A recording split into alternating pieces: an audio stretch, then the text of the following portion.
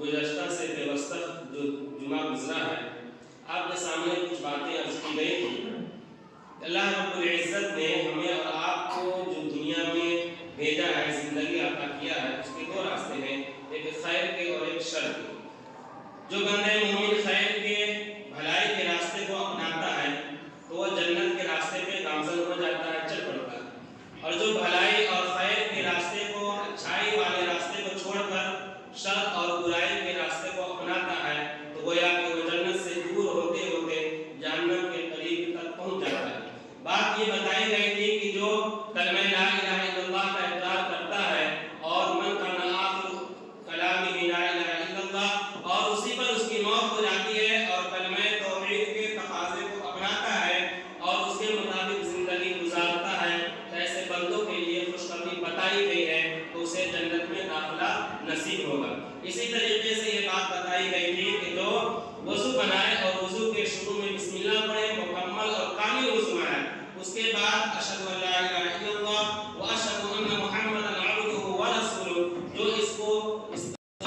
ذکر بناتا ہے، خوشخبری ہے نبی مکرم صلی اللہ علیہ وسلم کی طرف سے، فتحت لہ ابواب الجنت الثمانیہ، کہ اس کے لیے جنت کے آٹھوں دروازے کھول دیے جاتے ہیں۔ جو بندہ مومن فرض نماز کے بعد اپنا ایک معمول بناتا ہے، مداومت برتتا ہے، ہمیشگی برتتا ہے اور ذکر و اذکار میں آیت الکرسی کو شامل کرتا ہے، اس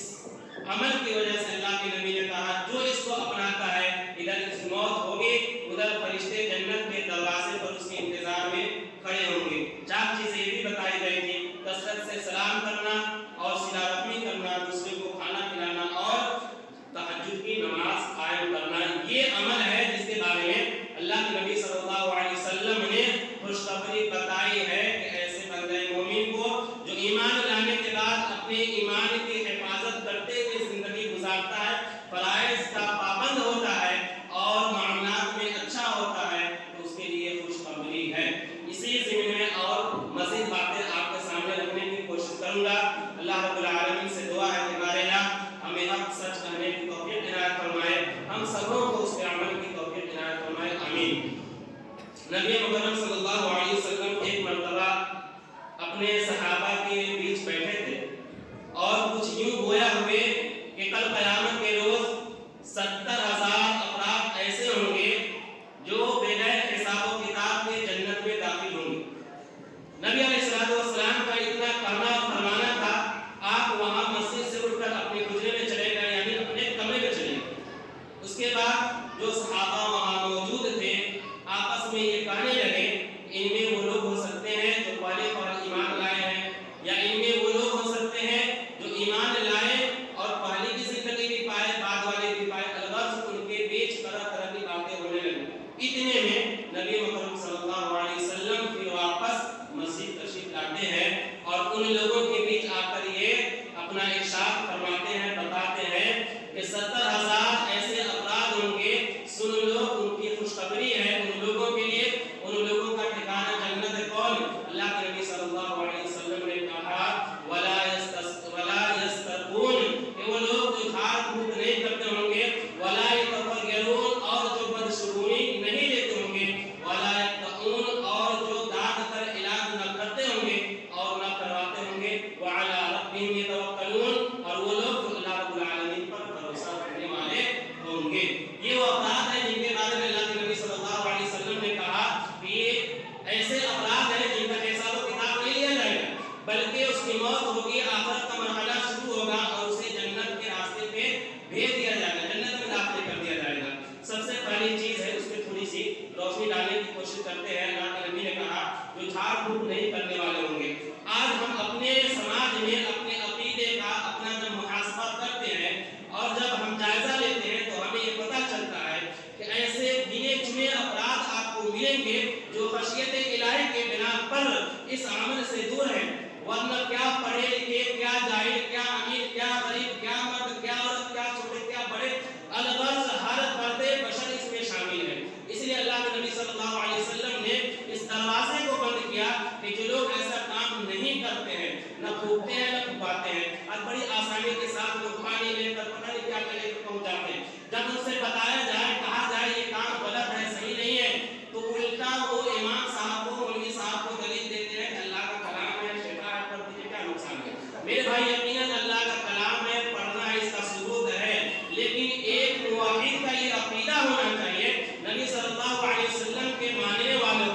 کہ بیماری اللہ کی طرف سے ہے اور اس بیماری کا ہم علاج کرائیں گے. جو اللہ ہمیں بیمار کرا ہے وہی اللہ ہمیں شفا اور تندرستی دے گا اور نوازے گا. اگر یہ سمجھ کر ہم صبر کرتے ہیں تو اس کے لیے بھی خوشخبری ہے، آگے بات آئے گی. لیکن اگر ہم اپنے آپ میں صبر نہیں کرتے ہیں اور دوسرے راستے کو اختیار کرتے ہیں تو میرے بھائی بہت بڑا نقصان ہوتا ہے. ایک مسلمانوں کے لیے اس کے عقیدے کے ساتھ کھلواڑ ہوتا ہے. آپ کو معلوم ہے جب ایک آدمی اس عقیدے سے بھٹک جاتا ہے بس عقیدہ بن جاتا ہے تو پھر اللہ سے اس کا رشتہ نہیں جڑا ہوا رہتا ہے، بلکہ اللہ کے علاوہ جہاں وہ جاتا ہے، جس کے در پہ جاتا ہے، جس کے نزدیک بیٹھتا ہے، اس سے اس کی وابستگی جڑ جاتی ہے اور وہ یہ تصور کرتا ہے، یہ مانتا اور سوچتا ہے کہ اس کے ذریعے سے، فلاں بابا کے ذریعے سے، فلاں مرشد کے ذریعے سے، دم کرنے کی وجہ سے، پھونکنے کی وجہ سے، تعویذ دینے کی وجہ سے، ان کے عملیات کی وجہ سے، اور اللہ کی پناہ ایسے ایسے افراد کو ملیں گے اور اس میدان میں ایسے لٹیرے ملیں گے جو آپ کے ایمان کا، آپ کے عقیدے کے اوپر حاوی ہوتے ہیں اور آپ کو احساس نہیں ہوتا ہے. آپ کے عقیدے کا سودا ہوتا ہے، آپ کو احساس نہیں ہوتا ہے. آپ کے ایمان کے اوپر بلڈوزر چل رہا ہے، آپ کو احساس نہیں ہوتا ہے. آپ کا پسینے کا، محنت کا کمایا ہوا روپیہ نکل رہا ہے، آپ کو احساس نہیں ہو رہا ہے. ان کے یہاں بھروسے بازی ایسے ایسے آپ کو ملیں گے کہ ایک جگہ پہ پانی نہیں منگواتے ہیں، بڑے چالباز ہوتے ہیں اور ایسے ایسے افراد رہتے ہیں جن کے چہرے کو غور سے دیکھ لیں تو رات کی نیند اٹھ جائے گی اور بدعقیدگی ایسے پھیل جاتی ہے. لوگ ان کے یہاں شفا کی امید لے کر پہنچ جاتے ہیں اور خاص طور سے اس میں عورتیں حد سے زیادہ ہوتی ہیں. اس لیے اللہ کے نبی نے اس دروازے کو ہی بند کر دیا کہ ایسے افراد اور ایسے لوگ جو اس پہ یقین نہیں رکھتے ہیں، اس سے دور رہتے ہیں، اس کے لیے خوشخبری اور نسخہ ہے. اسی طریقے سے جو بدشگونی نہیں لیتے ہیں، بدشگونی کا مطلب یہ ہوا آپ کہیں جا رہے ہیں، راستے میں کوئی ٹکرا گیا، کوئی حادثہ ہو گیا، یہ مل گیا تھا اس لیے ایسا ہو گیا، گاڑی کے اوپر لکیر مار دی، کوئی جانور گزر گیا، کہیں جانے کا پلان ہو رہا ہے، کوئی مل گیا، یہ کہہ کر اس کے کہ فلاں آدمی مل گیا ہے نا، پلان خراب ہو گیا، جترا فیل ہو گیا. میرے بھائی یہ بدشگونی ہے، یہ زمانے جاہلیت کا عمل ہے، یہ اسلام کا عمل نہیں ہے. اسلام کے ماننے والوں کا یہ طریقہ نہیں ہو سکتا ہے. کسی کے ملنے سے، کسی کے کہنے سے نہ تو کسی کا کام بنتا ہے اور نہ کسی کا کام بگڑتا ہے. اسی طریقے سے علاج کے جو صحیح راستے ہیں وہ دوا کے ذریعے اللہ کے نبی نے بتایا. انسان دوا کو استعمال کرے لیکن وہیں پہ ہمیں یہ بھی خیال رکھنا ہے جس کے بارے میں کہا وَذَلِكَ کہ دگوانا نہیں اپنے آپ کو. دگوانے سے مراد یہ ہے بس اوقات ایسا ہوتا ہے کوئی ایسی بیماری یا ایسا بڑا پھرتی ہو جاتا ہے جو آپ نے سنا اس کو داغ دو، جلا دو، تو ختم کر دو، تب جا کر کے یہ بیماری ختم ہو جائے گی. آگ سے علاج کرنے سے اللہ کے نبی صلی اللہ علیہ وسلم نے منع کیا ہے. یہ نہ کرنے والے کے لیے بہتر ہے، نہ جو لوگ علاج کرواتے ہیں اس کے لیے بھی بہتر ہے. اسی زمین میں ایک چیز آتی ہے جو آج کے نئی نسل کے جو بچے ہیں، نوجوان خاص طور سے، ان کو آپ دیکھتے ہوں گے بدعقیدگی کی یہ علامت اور یہ کہاں کی جہالت ایک دم حد درجہ جو آخری وہاں تک پہنچ گئے. افسوس یہ ہوتا ہے کہ ہمارے سماج کے بچے ہیں، اسلام کے ماننے والے ہیں، بتائیے، اور ان کے ہاتھ میں دیکھیں تو کالا دھاگا کیوں؟ اس لیے کہ ہاتھ میں، پیر میں ٹکاتا ہے، درد ہوتا ہے، اس لیے تو ہمیں. اور ساتھ ہی ساتھ دیکھیں گے آپ یہاں پہ بدن میں کہیں بھی کسی بھی جگہ پر وہ اسٹیچو بناتے ہیں، اس پہ ایک نشان زد جو چیز ہوتا ہے اپنے اپنے اعتبار سے بچے اس کو بنواتے ہیں، نشان لگواتے ہیں. اس کا نقصان یہ ہے کہ جب آپ غسل کریں گے پانی اس پہ نہیں پہنچے گا، آپ ہمیشہ ناپاک رہیں گے، آپ غیر کے شیوا اور طریقہ کو اپنا رہے ہیں، آپ اسلام کے تعلیمات سے دور ہو رہے ہیں. لہذا جو بچے، جو نوجوان اس عمل میں ملوث ہیں، آج اور ابھی اس مسیح میں توبہ کریں اور اللہ رب العالمین سے دعا کریں کہ اللہ رب العالمین ہمیں اس بدعقیدگی سے بچائے. اللہ کے نبی صلی اللہ علیہ وسلم نے گارنٹی اور ضمانت دی ہے ایسے لوگوں کے لیے جو اپنے زبان اور اپنے شرمگاہ کی حفاظت کرنے والے ہیں. نبی صلی اللہ علیہ وسلم نے ارشاد فرمایا من یضمن لی ما بین لحییہ وما بین رجلیہ اضمن له الجنہ، کہ میں جنت کی گارنٹی دیتا ہوں ایسے افراد کے لیے، ایسے شخص کے لیے جو اپنے زبان کی حفاظت کرتا ہو اور اپنے شرمگاہ کی حفاظت کرنے والا ہو. اسی زمین میں اللہ کے نبی صلی اللہ علیہ وسلم نے یہ بھی کہا کہ بہترین آدمی وہ ہے جو یا تو بولتا نہیں ہے اور بولتا ہے تو اچھی بات بولتا ہے. من صمت نجا، خاموش رہنے میں کیا ہے؟ بھلائی ہے، نجات ہے. میرے بھائیوں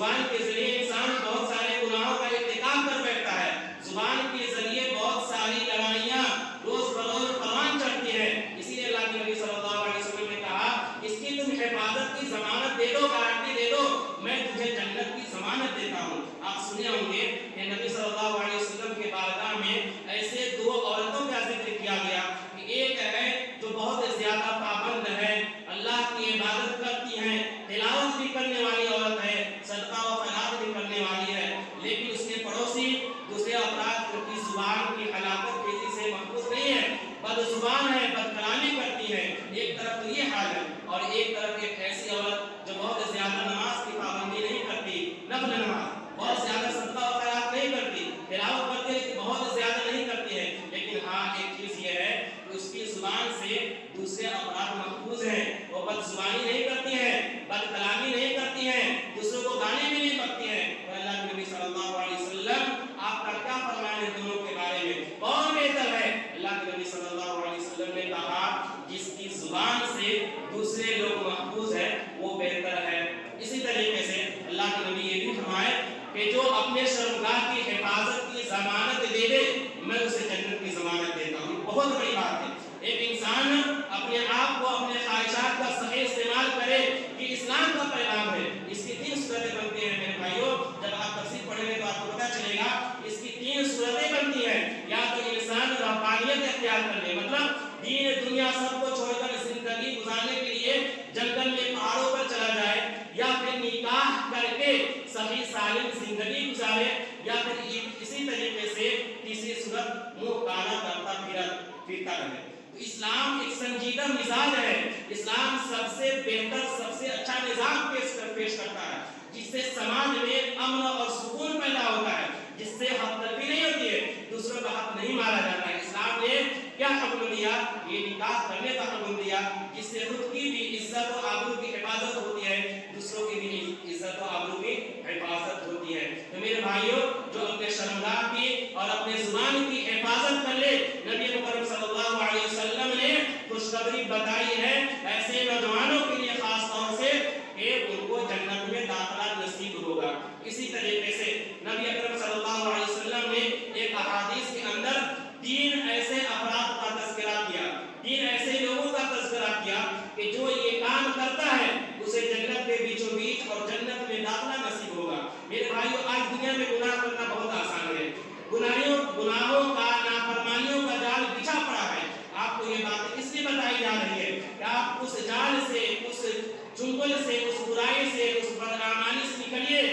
اور آئیے نماز پڑھیے اور دین کے اوپر عمل کیجیے، مداومت برتیے، اتباع قدمی کا ثبوت دیجیے۔ یہ دنیا کا پانی ہے، آپ ان اعمال کا اپنی زندگی میں ورد کیجیے اور جگہ بنائیے۔ انشاءاللہ العزیز جہاں آپ ہر سارے تمام کام کریں گے وہیں ان اعمال کو انجام دیں گے تو اللہ کی ذات سے امید ہے انشاءاللہ العزیز اللہ کی ذات آپ کو اور ہمیں ایسی نہیں رہے گا، نہیں چھوڑے گا، بلکہ اخلاص نیت کے ساتھ اگر آپ سنتے ہیں اور بتاتے ہیں اس پہ عمل کریں گے انشاءاللہ العزیز اس کا مزدہ اور اس کی خوشخبری اچھی ملنے والی ہوگی۔ اللہ کے نبی صلی اللہ علیہ وسلم نے کہا انا زعیم ببیت فی ربض الجنہ لمن ترک المراء وان کان محبا۔ یہ بہت بڑی بات ہے کہ میں جنت کی ضمانت ان لوگوں کے لیے دیتا ہوں جو حق پر ہونے کے باوجود لڑائی جھگڑا نہ کرتا ہو، اور جو حق پر ہے ناحق نہیں، حق پر ہے، غلطی ہماری نہیں ہے، غلطی سامنے والے کی، لیکن ہم زبان نہیں کھولیں گے، غلطی ہماری نہیں ہے، غلطی اس کی ہے، پھر بھی ہم ہاتھ نہیں اٹھائیں گے، غلطی ہماری نہیں ہے بلکہ اس کی ہے، اگر وہ زیادتی کرتا ہے پھر بھی ہم اس کو برداشت کریں گے اور خود رکیں گے، اس کو روکنے کی کوشش کریں گے۔ حق پر رہتے ہوئے جھگڑا نہ کرنا، بدزبانی نہ کرنا، ایسے افراد کے بارے میں نبی محمد صلی اللہ علیہ وسلم نے کہا کہ اس کے لیے جنت کی ضمانت میں دیتا ہوں، گارنٹی میں دیتا ہوں۔ اسی طریقے سے انا زعیم ببیت فی ربض الجنہ لمن ترک المراء وان کان مازحا۔ میرے بھائیوں، ایک ایسے افراد کے بارے میں جو مذاق میں بھی جھوٹ نہ بولتا ہو۔ آپ دیکھیے آج جھوٹ بولنا بہت آسان ہو چکا ہے، اور اب حقیقی معنی میں جو جھوٹ بولتے ہیں کسی معاملات کو لے کر، کسی بات کو چھپانے کے لیے، وہ بھی غلط ہے، ایسا نہیں کرنا چاہیے، لیکن سب سے افسوس اس پر ہوتا ہے اور بیوقوفی کی حد ہے کہ کوئی کام نہیں لایا، نہیں فضول بس ویسے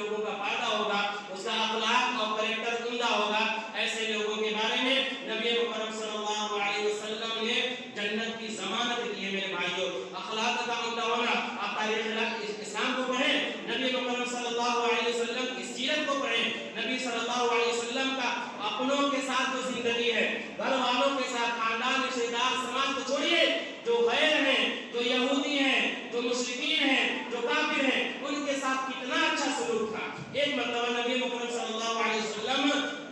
اپنے یہاں، نبی صلی اللہ علیہ وسلم کے یہاں ایک بچہ رہتا تھا، وہ یہودی کا بچہ تھا۔ کسی وجہ سے وہ بچہ اپنے گھر گیا اور اس کی طبیعت خراب ہوئی، اور وہ طبیعت خراب ہونے کے بعد پریشان ہونے لگا۔ اس کے بعد اس کے ماں باپ کی طرف سے بات ہوتی ہے کہ طبیعت خراب ہے، بہو کو دن پھر چلے جانا۔ نبی صلی اللہ علیہ وسلم کی خدمت میں وہ رہا کرتا تھا۔ اللہ کے نبی صلی اللہ علیہ وسلم کا اتنا عمدہ اخلاق تھا، اس بچے کو یہ گوارا نہیں تھا کہ میں نبی صلی اللہ علیہ وسلم کی صحبت کو چھوڑ کر اپنے ماں باپ کس کو پیارا نہیں ہے، ماں باپ کس کو اچھے نہیں لگتے ہیں، ماں باپ کو کس کا بچہ اچھا نہیں لگتا، سب لگتا ہے نا اپنے کو، اپنا ہر کسی کو پیارا ہے۔ لیکن دیکھیں کتنا عمدہ اخلاق ہے، کتنی اچھی تربیت ہے، کتنے نبی صلی اللہ علیہ وسلم اس بچوں کے ساتھ شفقت، محبت، پیار دیے ہوں گے کہ ایک ماں کو باپ کو چھوڑ کر بچہ جانے پر مجبور ہے۔ یہ نبی صلی اللہ علیہ وسلم کا اخلاق تھا۔ نبی صلی اللہ علیہ وسلم مسجد میں، آج بھی مدینہ کے اندر آپ جائیں، جو لوگ حج کو گئے ان سے پوچھیے، خانہ کعبہ میں، مسجد نبوی میں اور عرب ممالک میں جو بھی مساجد ہیں، وہاں کو بہت سارے ایسے بچے مل جائیں گے جو نادان ہیں، چھوٹے ہیں، کھیل رہے ہیں، بڑے لوگ ان کے ساتھ اتنا اچھا عمدہ اخلاق پیش کرتے ہیں۔ بچے دنیا کے اندر اس کی نظر میں اگر کوئی چیز محبوب ہے، کھیل ہے۔ میرے بھائیوں، جو بچے نادان ہیں، اگر اذان سننے کے بعد وہ بچے مسجد آتے ہیں تو سمجھیے کہ آپ کی اگلی نسل جو ہے، آنے والی جو پیڑھی ہے، وہ دین کی طرف راغب ہے۔ اگر آپ اس کو پھٹکار کر اور اگر اس کو بول کر آپ بھگا رہے ہیں، آپ کی عمر زیادہ، آپ بوڑھے ہو کر چلے جائیں گے، آنے والی نسل کو آپ تباہ کر کے جا رہے ہیں۔ میرے بھائیوں، آج وہاں کا ماحول اور مزاج ہے، چھوٹے بچوں کو مسجد میں بڑی پیار دیا جاتا ہے، شفقت سے رکھا جاتا ہے، اس کو کھلایا جاتا ہے، اس کو پڑھایا جاتا ہے، اس کے ساتھ لاڈ پیار کیا جاتا ہے۔ لیکن ہمارے یہاں کا معاملہ ایک دم الٹا ہے، ایک دم الٹا ہے۔ ایسے ایسے افراد ملیں گے، اللہ کی قسم، جن کو خود نماز کا ٹھکانا نہیں ہے، مسجد میں آتے ہیں نماز پڑھنے، وضو مکمل نہیں ہے، کہنے کی بات کی توفیق نہیں ہوتی ہے، یہ بات کر کر ٹال دیتے ہیں، گویا وہ صحیح ہے۔ حالانکہ آپ دیکھی ہوئی بات ہے، مؤذن کو بھی بتائے کہ دیکھو بتاؤ فلاں صاحب ہے، ان کا ٹکنا سکھا ہوا ہے، نیچے کی جگہ گیلی نہیں ہے، تر نہیں ہے، بتا دو ان سے، ان کا وضو نہیں ہوا ہے، نماز نہیں ہوگی، چاہے جتنا پڑھ لیجیے، لیکن اس کی توفیق نہیں ہوگی۔ اور وہی اگر بچہ بغل میں آ جائے، جاؤ ادھر، بچہ آ جائے کچھ بول دے، کتنا ہم پھٹکارتے ہیں۔ میرے بھائیوں، نبی صلی اللہ علیہ وسلم کی اسوا کو دیکھیں، ہمارے لیے اسوا ہے، ان کی زندگی کو آپ پڑھیں نا، سجدے کی حالت میں ہے، آپ میں نمازیں ہیں، آپ کتنا لمبا سجدہ کر دیے، کتنا لمبا، لوگوں کے احساس ہونے لگا، کیوں؟ اس لیے کہ ایک بچہ ہے، بچے کو تکلیف نہ ہو۔ نبی صلی اللہ علیہ وسلم نماز پڑھاتے تھے، بچے کی رونے کی آواز آتی تھی، نماز ہلکی کرتے تھے، اس سے پتہ ہی چلا کہ عورتیں آتی تھی، بچیاں آتی تھی، چھوٹے بچے بھی مسجد میں آتے تھے۔ لیکن ہمارا مزاج ایک دم الٹا ہے، ہم اس چیز کو سمجھنے کے لیے کافی نہیں ہے، بچہ ہے، باشعور نہیں ہے، سمجھداری نہیں ہے، پاک ہے بھی ناپاک ہے، ہاں کیا ہے نہیں ہے، کیسے پڑھے گا، نماز نہیں ہوگی، سائڈ میں جائے گا، چلاتا بہت ہے، چلائے گا تو کیا ہو جائے، آپ کی نماز ختم نہیں ہو رہی ہے، آپ کی نماز خراب نہیں ہوگی بچوں کی چلانے سے۔ بغل سے گاڑی گزرتی، بہت آواز آتی ہے، روک دیں اس کو، بغل میں بچے گالی بھی پکتے رہتے ہیں، یہاں روڈ پہ کھیلتے ہیں، چلاتے نہیں ہیں، چلاتے ہیں، اس کی آواز آتی ہے، اب جا کے بولیں، نہیں بولیں گے آپ بولیں گے تو سامنے والے جو ہے نا لڑائی کر لیں گے کہ ہمارا بچہ چاہے جیسے کرے۔ یہ مزاج ہے میرے بھائی، میں بتانا یہ چاہ رہا ہوں کہ اگر بچے آ رہے ہیں تو یہ اللہ کی رحمت ہے، یہ اللہ کی مہربانی ہے کہ ہمارے آپ کے بچے، اور بہت خوشی ہوتی ہے۔ ابھی کچھ دن پہلے راشد بھائی کے ابو جماعت صاحب کا انتقال ہوا تھا، ان کے یہاں مہمان آئے تھے، جب نماز پڑھ کے نکلے مجھ سے ملاقات ہوئی، وہ آدمی بولتے بولتے اس قدر کچھ باتیں ہونے لگی کہ ان کے آنکھ میں آنسو آ گئے، ڈبڈبا گیا۔ وہ اس چیز کو خوشی کا اظہار کر رہے تھے، بہت اچھا لگتا ہے جس مساجد میں نوجوان ہوں، بہت اچھا لگتا ہے جس مساجد میں بچے ہوں، اس مسجد کے اندر ایک الگ سی رونق ہوتی ہے، ایک چمک دمک ہوتی ہے۔ اب وہ ہمارے یہاں خوش نصیبی ہے، کچھ بچے آ جاتے ہیں، کچھ بچوں کو تعلیم دی جاتی ہے، پڑھایا جاتا ہے، ایک دن صرف وہی پڑھائی مکمل وہی پڑھائی ہے، ایک بچہ آگے آئے، دوسرا اس کے پیچھے رہے، سب بندی کرے، نماز پڑھائے، رکوع صحیح کرو، سجدہ، اس کو تربیت دی جاتی ہے، ٹریننگ دی جاتی ہے، سکھایا جاتا ہے، یاد کرایا جاتا ہے۔ جب عملی طور پر مسجد میں آتے ہیں بچے، کوئی چلا دیے، بول دیے، اس پہ بڑی گرا گزرتی ہے۔ بھائی ایسا نہیں ہونا چاہیے۔ نبی صلی اللہ علیہ وسلم کا اخلاق کتنا عمدہ تھا، یہودی کا بچہ، لیکن پھر بھی دیکھیں نا، ماں کو باپ کو چھوڑ کے بیمار ہے، پریشان ہے، پھر ملا ہم جائیں گے تو نبی صلی اللہ علیہ وسلم کی صحبت میں رہیں گے، وہی ہم کو اچھا لگتا ہے۔ اتنا عمدہ اخلاق تھا، لوگوں سے اتنے زیادہ اچھا سلوک کرتا ہیں, آج بھی غیر دوسرے لوگ پیاسے ہیں. ابھی یہ کچھ دن پہلے کی بات ہے جب کچھ لوگ جو گئے تھے نبی اس میں بحالی ہوئی ہے نا بی پی ایس سی میں, اس میں ایک بچی غیر کی بچی غور سے بہت مختصر میں بتا رہا ہوں. ایک نوجوان, آج کیا ہے ہماری اور آپ کی ذمہ داری ہے, ہم دوسروں سے ملے, نوجوانوں سے, بڑوں سے, بزرگوں سے, جو دوسرے لوگ ہیں جو اسلام کے خلاف ان کے دل و دماغ میں جو گندا گندگی ہے, مل کے اس کو صاف کیجیے. لوگ متلاشی ہیں. بہرحال جب ٹریننگ پیریڈ ابھی چل رہا, آپ کو پہلے کی بات ہے, ایک مسلمان کی بچی اور ایک غیر کی بچی. تو مسلمان کی بچی جو تھی دوسرے فلور پہ دونوں کا آنا ہوتا تھا, دوسری مسجد میں کھانے پینے کا نظام نیچے تھا. جو غیر کی طرف جو بچی آئی تھی دوسرے مذہب سے, اس کے دماغ میں مسلمان اسلام کے خلاف بہت زیادہ گندگی بڑی پڑی تھی. ایک دن ہوا, 2 دن ہوا, اب ایک روم میں رہنا ہے تو آپ کی تو بات تو بڑھے گی, بات تو بنے گی. خیر آپس میں بات چیت ہونے لگی. یہ جو مسلمان کی بچی ہے یہ بولتی ہے کہ تم پیر سے اپاہج ہو, تمہارا پیر اصلاح نہیں ہے کہ بار بار اوپر نیچے کرو, میں تمہارا کھانا لا دیتا ہوں. اب اس کام بہت زیادہ پریشانی نہیں ہے بھائی, کوئی ایک آدمی اپنا کھانا لا رہا, ساتھ میں دوسرے کا لے لیا, بہت زیادہ بھاری ہے کیا؟ نہیں. لیکن اس کو اتنا اچھا لگا, وہ بچی اتنی متاثر ہوئی اور ایک ساتھ رہنے لگی, بہت ساری باتیں ہوئی. تو اسے جب ساتھ میں رہیں گے تو مزاج ملتا ہے, باتیں بنتی ہے. اور اگر ایسے ہی ایک دوسرے کو پھٹکاتے رہیں گے, بناتے رہیں گے, دوری بنا دیں گے, تو جڑنے کے بجائے, ایک ساتھ ہونے کے بجائے آدمی میں ان پہ الگ الگ دوری پیدا ہوتی رہتی ہے اور سماج میں انتشار پیدا ہوتا ہے. اللہ جو باتیں بتائی گئی ہیں, اللہ کی ذات سے امید کرتا ہوں اللہ رب العالمین ہمیں آپ کو سبوں کو حسن عمل کی توفیق عنایت فرمائے. آمین.